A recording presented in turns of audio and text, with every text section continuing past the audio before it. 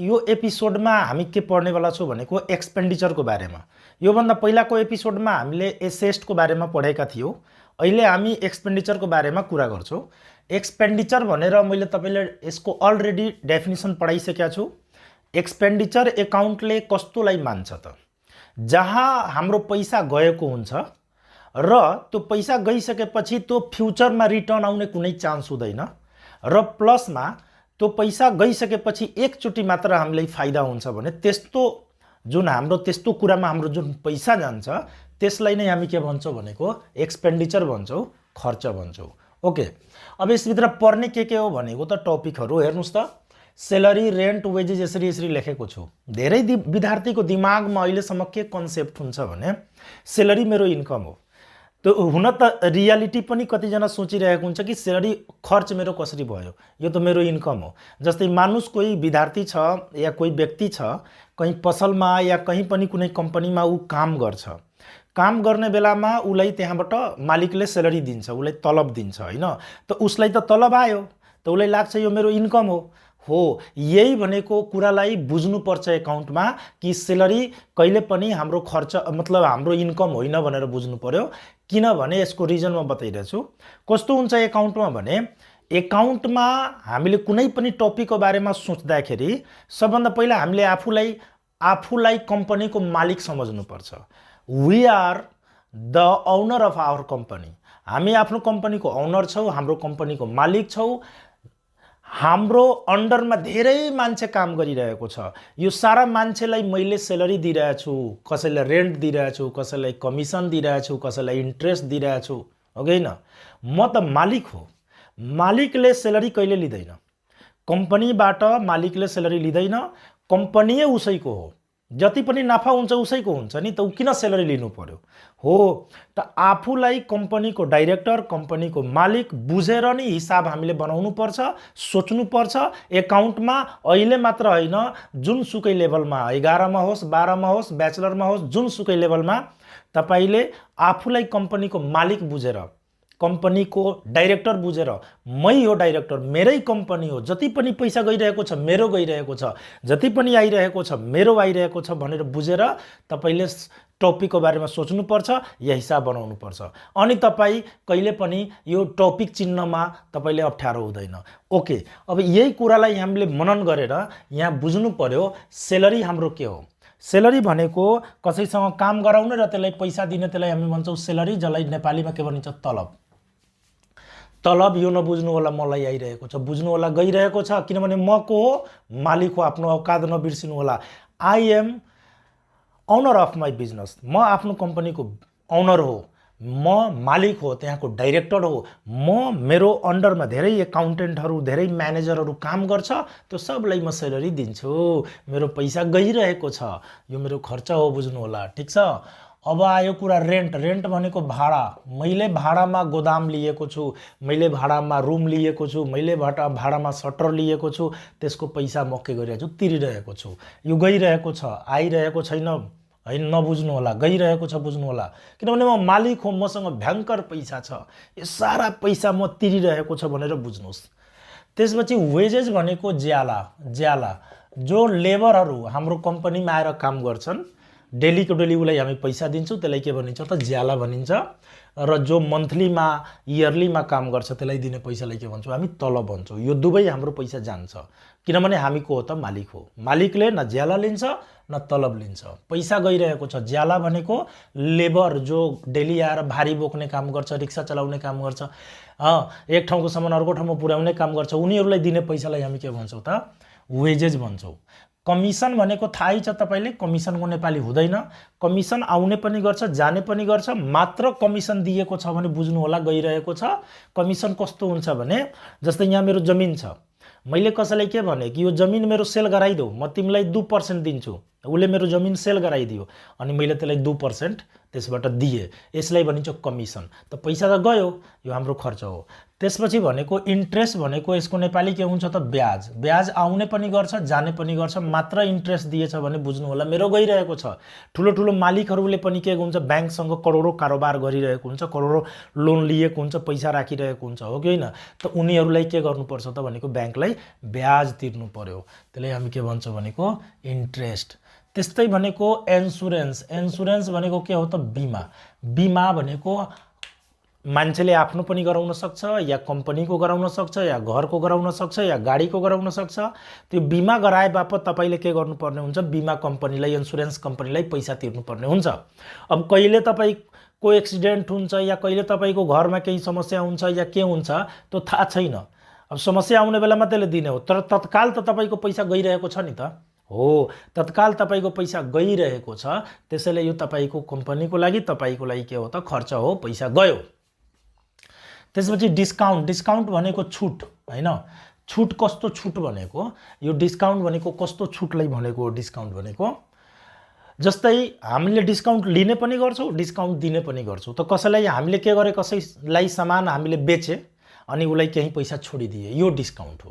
यो हामीले छोडेको डिस्काउन्ट हो, हामीले लिएको डिस्काउन्ट होइन। मात्र यदि क्वेसनमा डिस्काउन्ट दिएको छ त बुझ्नु होला मै अरूलाई छोडिदिए, अरूसँग मैले लिएको होइन, अरूलाई छोडिदिए, ले तिमीले डिस्काउन्ट, मेरो पैसा के भयो त गयो, बुझ्नु होला।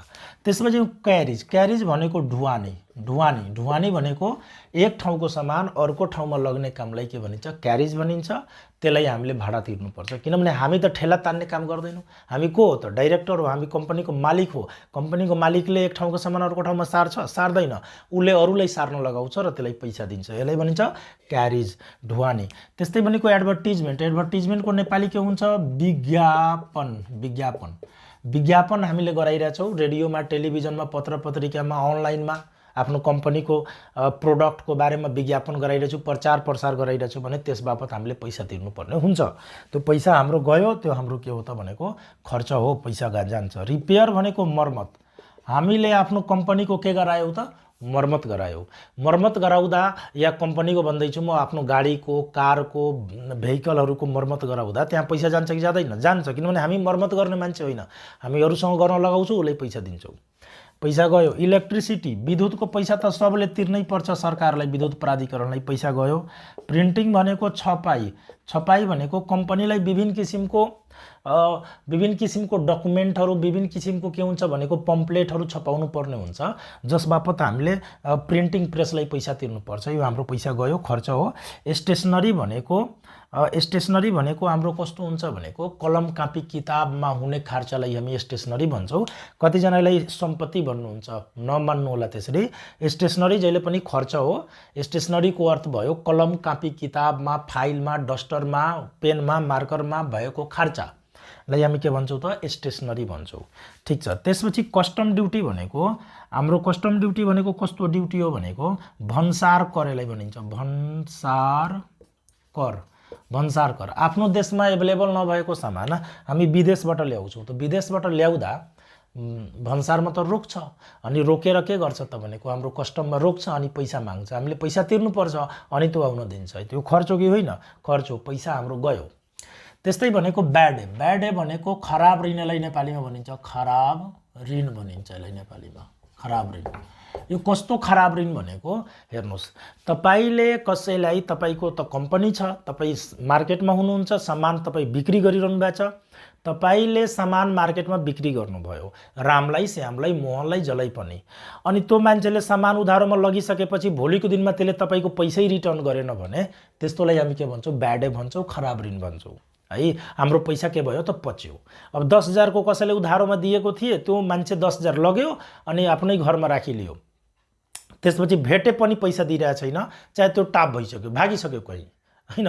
अब भागिसक्यो भने कहाँ खोजिराख्ने 10,000 को लागि, खोज्दै खोज्दै 20,000 कहीँ हाम्रो पैसै खर्च भइहाल्छ भाडामा, हो कि होइन। त्यसैले हामीले के गर्छौँ भनेको छोडिदिन्छौँ, हटा। त यसलाई ल्याएर एकाउन्टमा त लेख्नु पर्यो नि त, मालिकले भन्छ पैसा खोइ, त हामीले बताउनु पर्छ पैसा पच्यो, खत्तम। त्यसपछि जेनरल एक्सपेन्सेस भनेको साधारण खर्चहरू, जेनरली डेलीको डेली, साधारण खर्चहरू, डेलीको डेली खर्च हुने खर्चलाई हामी जेनरल एक्सपेन्सेस भन्छौँ। पर्चेज भनेको खरिद, है। हामीले सामानहरू खरिद गर्दा आफ्नो मेटेरियलहरू खरिद गर्दा जस्तै मानौँ न मेरो बिस्कुट फ्याक्ट्री छ त मैले त पिठो किन्नुपर्छ, मैले विभिन्न किसिमको केमिकल किन्नुपर्छ, चिनी किन्नुपर्छ हो, त्यो सब खरिद गर्दा लागेको पैसा हाम्रो पर्चेजभित्र जान्छ। पर्चेज पनि हाम्रो के हो त खर्च हो, पैसा जान्छ हाम्रो खर्च हो। डेप्रिसिएसन भनेको मूल्य ह्रास है, मूल्य ह्रास 11 क्लासमा त यसको च्याप्टरै पढ्नुहुन्छ छुट्टै।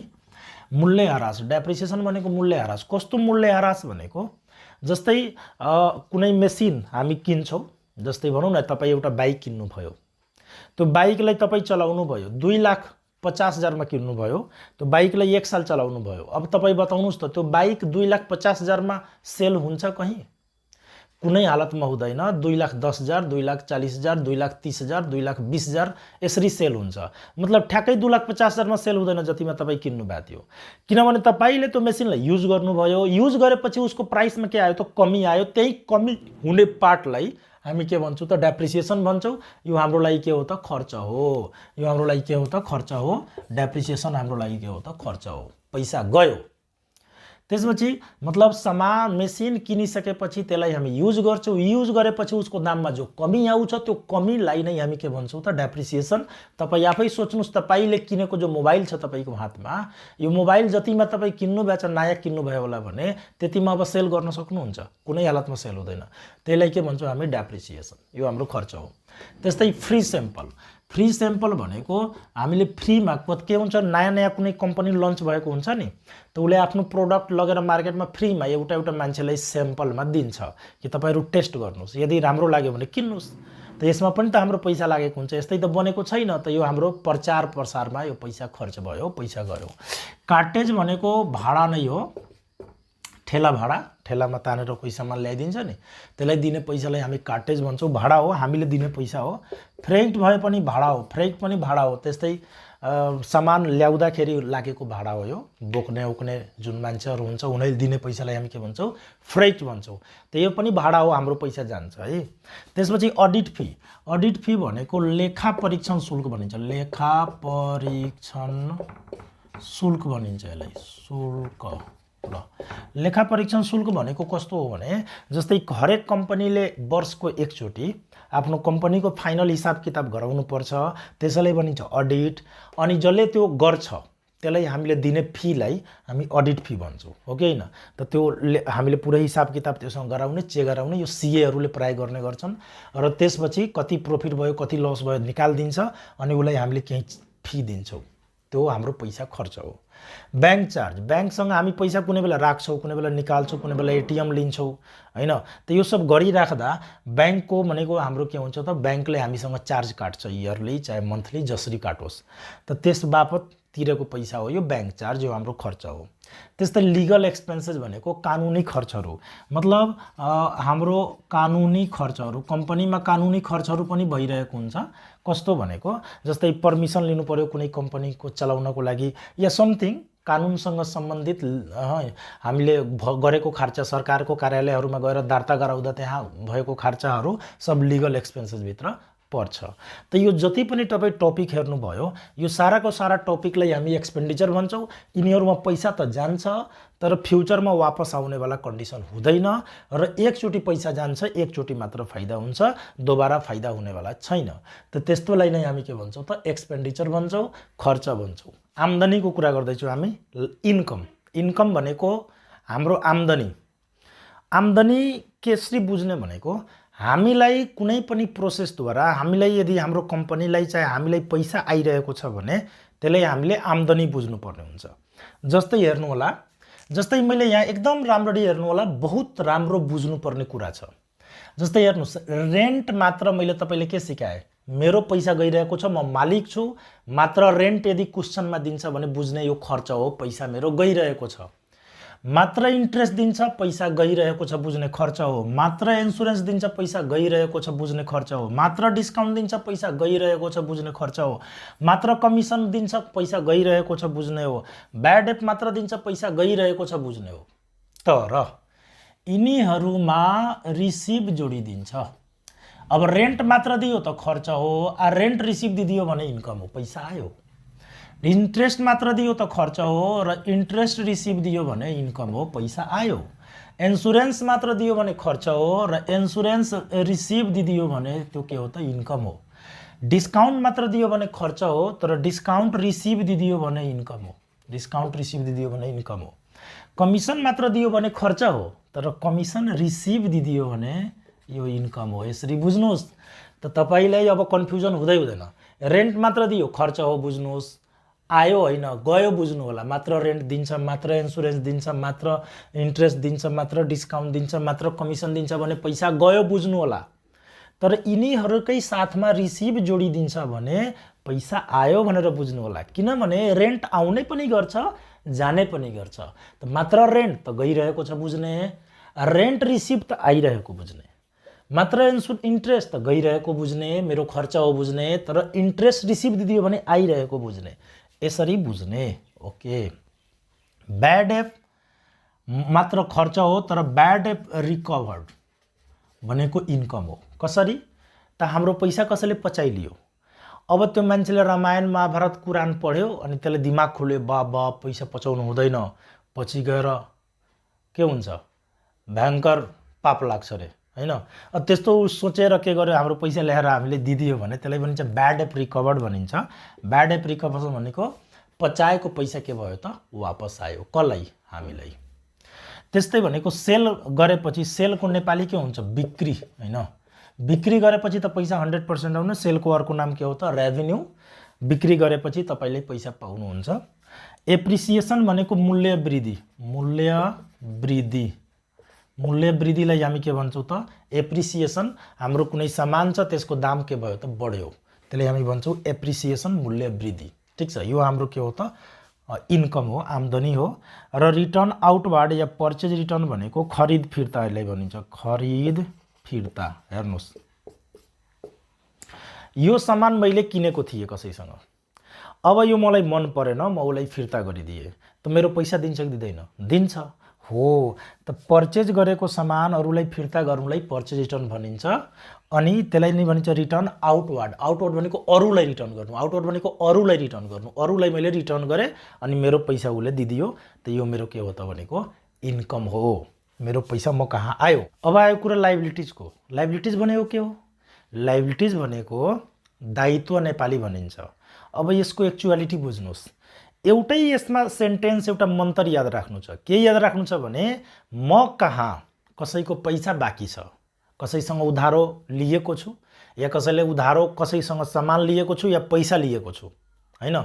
कसैसँग पैसा लिएछु तर उसको पैसा दिएको छैन, कसैको पसलमा उधारो खाइलिएछु तर उसको पैसा दिएको छैन, कसैसँग उधारो सामान लिएछु तर उसको पैसा दिएको छैन।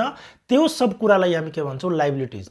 आफूमाथि चढेको लोनलाई हामी लाइबिलिटिज भन्छौँ। यो लाइबिलिटिज भनेको लोनै हो।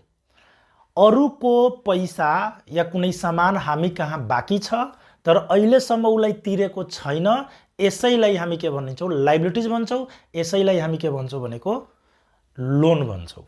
ओके, त लाइबिलिटिज र लोन लगभग एउटै हो। त त्यस्तो टपिकहरू हेर्नुहोस्। सबभन्दा पहिलो टपिक आउँछ क्रेडिटर। क्रेडिटरलाई नेपालीमा साहु भनिन्छ। यो क्रेडिटर को हो त? यो बहुत कन्फ्युज गर्छ विद्यार्थीहरूलाई। क्रेडिटर र डेप्टर हेर्नुहोस्। डेप्टर भनेको मैले एसएसमा पढाएको छु। डेप्टरको पहिला कुरा गरौँ। यो डेप्टर मैले एसएसमा पढाएको हो। डेप्टर को हो त? जसलाई हामी उधारोमा सामान दिन्छौँ त्यो डेप्टर हो। त्योसँग भोलिको दिनमा पैसा लिनु छ, त्यसैले त्यसलाई हामी के भन्छौँ सम्पत्ति मान्छौँ। यसरी बुझ्नुहोस् न। तपाईँ यहाँ हुनुहुन्छ है, तपाईँ यहाँ हो, यहाँ को छ त क्रेडिटर हुन्छ, यहाँ क्रेडिटर हुन्छ र यहाँ को हुन्छ त डेप्टर हुन्छ। यसरी बुझ्नुहोस्। तपाईले क्रेडिटरसँग उधारोमा सामान लिनुहुन्छ र तपाईले डेप्टरलाई उधारोमा सामान दिनुहुन्छ। त जोसँग हामी उधारोमा सामान लिन्छौँ उसलाई क्रेडिटर भनिन्छ। जसलाई हामी उधारोमा सामान दिन्छौँ उसलाई के भनिन्छ? डेप्टर भनिन्छ। त जोसँग हामी उधारोमा सामान लिन्छौँ त्यसलाई क्रेडिटर भनिन्छ, जसलाई उधारोमा सामान दिन्छौँ त्यसलाई के भनिन्छ? डेप्टर भनिन्छ। ठीक छ। त जोसँग उधारोमा सामान लिने गरिन्छ त्यो हो हाम्रो क्रेडिटर। त उससँग उधारोमा कसैसँग सामान लिए त उसको पैसा फ्युचरमा तिर्ने कि नतिर्ने? तिर्नु पर्छ। त्यसैले यो हामीमाथि त लोन चढ्यो नि हो, त्यसैले त्यसलाई लाइबिलिटिज भित्र राखिन्छ, क्रेडिटर भित्र। जोसँग हामी उधारोमा सामान किन्छौँ त्यही व्यक्तिलाई क्रेडिटर भनिन्छ। क्रेडिटरलाई फ्युचरमा पैसा हामीले के गर्नुपर्छ? तिर्नुपर्छ। त्यसैले हाम्रो लागि त्यो लोन हो, हाम्रो लागि लाइबिलिटिज हो। ओके, त्यसपछि हेर्नुहोस् यहाँ बिल पेएबल, एकाउन्ट पेएबल या नोट पेएबल हेर्नुहोस्, यिनीहरू पनि क्रेडिटरको अर्को नाम हो। यो पेएबलहरू कुनै पनि पेएबल मतलब not paid but it will be paid. अहिले पे गरेको छैन तर फ्युचरमा हामीले त्यसलाई के गर्नु छ, पे गर्नु छ हो। त उधारो कसैसँग लिएको छु, उधारो कसैको खाएको छु तब नि पे गर्छु, कसैको पैसा ममाथि बाँकी छ तब नि पे गर्छु हो। त्यो बिल पेएबल होस् चाहे एकाउन्ट पेएबल होस् चाहे नोट पेएबल होस्, यसको अर्थ हुन्छ तिर्नुपर्ने बिल वा रकम अहिले तिरेको छैन तर फ्युचरमा वी ह्याभ टु पे। त्यसलाई नै हामी भन्छौँ account payable, note payable, bill payable. यो क्रेडिटरैको अर्को नाम हो यिनीहरू। ठिक छ, तिनीहरू आए पनि यिनीहरूलाई तपाईँ लाइबिलिटिज मान्नु होला किनभने माथि चढेको लोन हो, यो फ्युचरमा मैले तिर्नुपर्ने हुन्छ। ओके, अर्को पढौँ। Outstanding, due, unpaid, still to pay. यो चारटै एउटै हो, यो चारटै। यसको अर्थ हुन्छ तिर्न बाँकी रहेको रकम अहिले तिरेको छैन तर फ्युचरमा हामीले तिर्नुपर्ने हुन्छ। यो तिर्न हाम्रो के छ त, बाँकी छ, फ्युचरमा हामीले तिर्नुपर्छ। त्यस्तोलाई हामी आउटस्ट्यान्डिङ भन्छौँ, ड्युज भन्छौँ, अनपेड भन्छौँ, स्टिल टु बी पेड भन्छौँ। तपाईलाई याद होला तपाईको कलेजमा या स्कुलमा तपाईको फी बाँकी रह्यो होला भने तपाईको प्यारेन्टलाई स्कुलले के भन्दै होला, तपाईको बच्चाको ड्युज बाँकी छ। ड्युजको अर्थ के भयो कि तपाईले तिर्न बाँकी छ के, हामीलाई, हाम्रो अर्गनाइजेसनलाई, हाम्रो बोर्डिङ स्कुललाई, हाम्रो स्कुललाई तिर्न बाँकी रहेको पैसा छ। तपाईँ पैसा के गर्नुहोस्, तिर्नुहोस्, ड्युजलाई क्लियर गर्नुहोस्, मतलब पैसा तिर्नुहोस् भन्न खोजेको हो। ठिक छ, त outstanding expenses, dues, unpaid, still to be paid, यो चारटैको अर्थ हुन्छ तिर्न बाँकी रहेको रकम। हामीले कसैको पसलमा उधारो खाइसकेका छौँ या कसैसँग उधारो लिइसकेका छौँ तर उसको पैसा तिरेको छैन भने यसलाई भनिन्छ आउटस्ट्यान्डिङ, त्यसैलाई भनिन्छ ड्यू, त्यसैलाई भनिन्छ अनपेड, त्यसैलाई भनिन्छ स्टिल टु बी पेड। यो एकअर्काको सिमिलर हो, एकअर्काको ठाउँमा पनि हामीले यिनीहरूले यो वर्डहरूलाई युज गर्न सक्छौँ। त यो सब वर्ड आयो भने तिर्न बाँकी रहेको रकम हो, फ्युचरमा हामीले यिनीहरूलाई के गर्नुपर्ने हुन्छ, तिर्नुपर्ने हुन्छ। त्यसैले यो हाम्रो लागि के हो त, लाइबिलिटिज हो। लाइबिलिटिज भनेको लोन हो। अब हेर्नुहोस् यहाँ डेबेन्चर, बन्ड, यसको नेपाली के हुन्छ, ऋणपत्र। कम्पनीहरूले के गर्छ, पब्लिकसँग लोन लिन्छ के, पब्लिकसँग पैसा लिन्छ र के गर्छ, एउटा डेबेन्चरको एउटा कागज बनाएर उसलाई दिइदिन्छ हो। त यो कम्पनीहरूले पब्लिकसँग उठाउने लोन हो, जसलाई भनिन्छ डेबेन्चर, जसलाई भनिन्छ बन्ड। यो 12 क्लासमा तपाईलाई काम लाग्छ, यो 12 क्लासमा काम लाग्छ। त्यसपछि आयो तपाईको ब्याङ्क लोन हैन। ब्याङ्क लोन, ब्याङ्कबाट तपाईँ लोन लिनुहुन्छ त फ्युचरमा तपाईले के गर्नुपर्छ, पैसा त तिर्नै पर्छ। यो तपाईमाथि चढेको लोन हो। एडभान्स इन्कम, अग्रिम आम्दानी, कसैसँग अगाडि तपाईँ पैसा लिनुभयो कि तिम्रो काम म गरिदिन्छु, तिमी मलाई पैसा देऊ, हो कि होइन। अनि उसले पैसा तपाईँ लिनुभयो, अब यो पैसा तपाईको हुँदै होइन। कबसम्म होइन भने जबसम्म तपाईँ त्यसको काम गर्नु हुँदैन। जब तपाईँ उसको काम गरिदिनुहुन्छ त्यो पैसा तपाईको हो कि होइन। त त्यसैलाई के भनिन्छ त, एडभान्स इन्कम। हामीले अग्रिम आम्दानी, अगाडि कसैको पैसा लिलिए तर उसको काम गरेको छैन, यो हामीमाथि चढेको लोन हो, हामीमाथि चढेको लाइबिलिटिज हो।